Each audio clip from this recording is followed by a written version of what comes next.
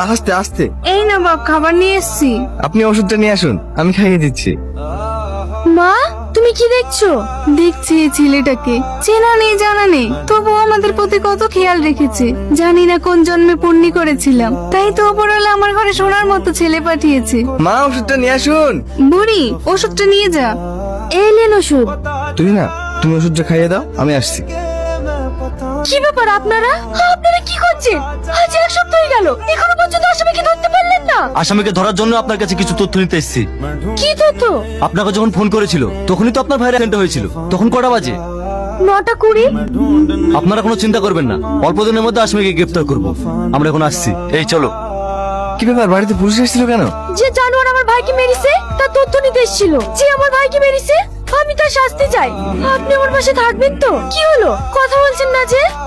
হ্যাঁ, থাকবো। মা, এই নিন বাজার। আব্বাকে ওষুধগুলো খাইছেন? হ্যাঁ সোনা, খাইয়েছি। খাওয়ার পরেরটা খাইয়েছেন? হ্যাঁ বাপ, ওটাও খাইয়েছি। কি ব্যাপার, তুই নাকি দেখতে পাচ্ছি না? তুই না কোথায়? নদীর ধারে 4টে হাঁস আছে, ও হাঁসগুলো আনতে গেছে। নদীর ধারে? আচ্ছা ঠিক আছে। কি ব্যাপার, তুমি এখানে বসে? কিছু না, এমনি। খুবই চিন্তিত মনে হচ্ছে, কি এত ভাবছো? তুমি যদি কিছু না মনে করো, একটা কথা জিজ্ঞেস করব। হ্যাঁ বলো। মানুষের আপন হওয়া যায় কিভাবে? মানে? তোমাকে দেখি আর ভাবি, একটা অচেনা মানুষ কিভাবে এতটা আপন হতে পারে? সিম্পল, মানুষকে ভালোবাসলে মানুষের আপন হওয়া যায়। আমি তোমাকে একটা কথা বলতে চাই। না না, এখন আর কোনো কথা হবে না। বিকেলে তোমায় একটা জায়গায় নিয়ে যাবো। কোথায়? আমার পছন্দের জায়গায়। ওখানে গিয়ে বসে তোমার সব কথা শুনবো। এখন চলো। বাহ, খুব সুন্দর জায়গা। এখানে আমি প্রায়ই আসি, এটা আমার খুব পছন্দের জায়গা। আমি কিন্তু তোমার কোশ্চেনটা শোনার জন্য খুবই এক্সাইটেড। আমি তোমাকে ভালোবেসে ফেলেছি। কি হলো, তুমি আমাকে ভালোবাসো না? হ্যাঁ, আমিও তোমাকে অনেক ভালোবাসি, কিন্তু তোমার বাবা মা। অত কিছু তোমাকে ভাবতে হবে না, আমি ঠিক আমার বাবা মাকে বুঝিয়ে নেব। জানো, তুই না আর আগুন দুজন দুজনকে খুব ভালোবাসে, তাই আমি ভাবছি তুমি আরেকটু সুস্থ হলে ওদের 4 হাত এক করে দেবো। সে তো খুব খুশির খবর, এরকম সোনার টুকরো ছেলে আমার জামাই হবে।